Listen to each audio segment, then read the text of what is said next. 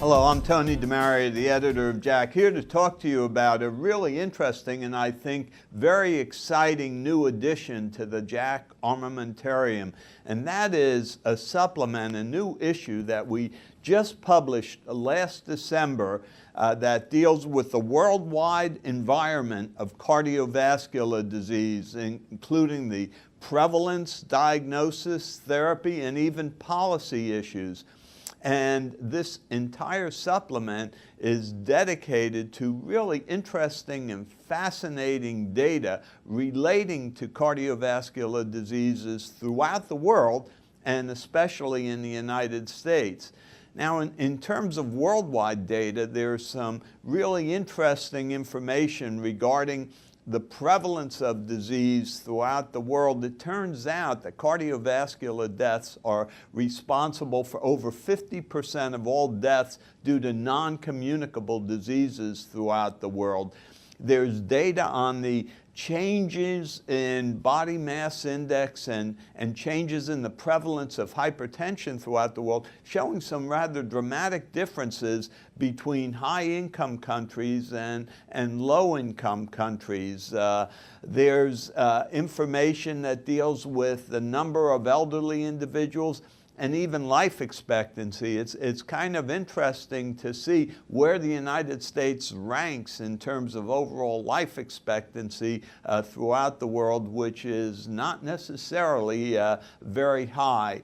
There's some fascinating data about workforce issues, the distribution of physicians throughout the world, where there's really a shortage, where one could interpret that perhaps there's more than enough physicians throughout a good part of Europe and in some areas in the United States.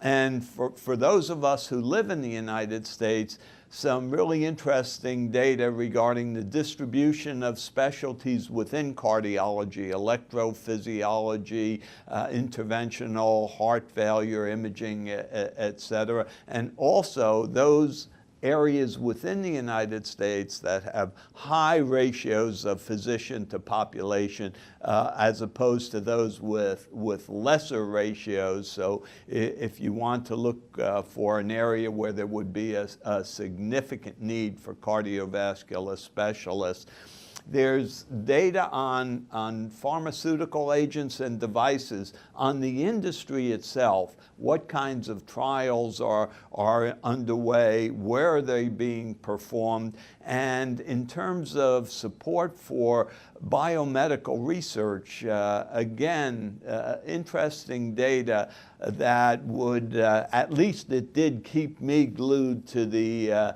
issue of the journal.